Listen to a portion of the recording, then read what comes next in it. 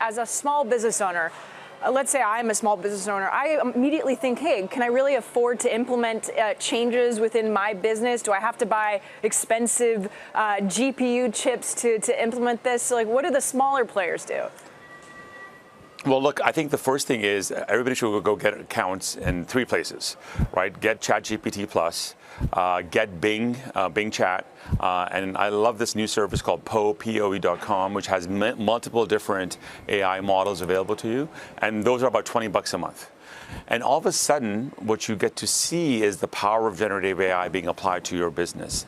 And I think about generative AI for small businesses in 3 different categories. One is in all your consumer contact, and we can talk more about that.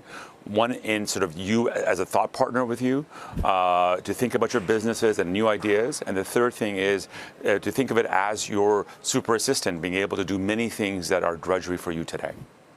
You just named 3, but if money was constrained, which one would you pick as the #1 choice? Oh, I would pick ChatGPT Plus. Okay. And for the customer angle, Bing is free. Microsoft has made Bing free, so you have that as well. But what about the quality? Sometimes the answers aren't always correct, right? Between 3, and then there's debate about like ChatGPT 3.5 and ChatGPT 4. As a business owner, should we be concerned about the accuracy that's being spewed back at us? Well, so I think that the use case is very different, right? So the use case is not information search. For information search, you still want to go to Google and, verify the sources. But the way I think about ChatGPT is really it's a thought partner and is lowering the cost of cognition, helping us with new ideas and new considerations.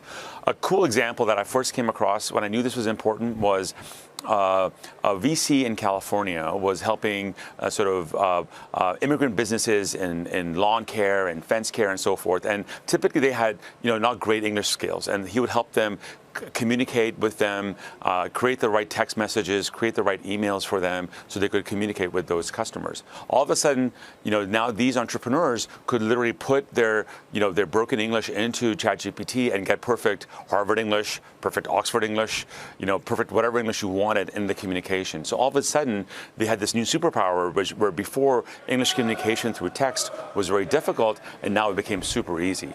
That's just one example of the various things you can start to do.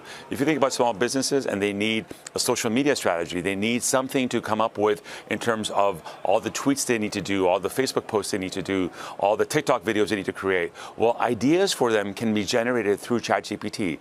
So here, you're not basically asking it for a particular factual information. You're thinking with it, and it's thinking back with you and coming up with ideas. And they're amazingly implementable ideas that you can put into practice right away.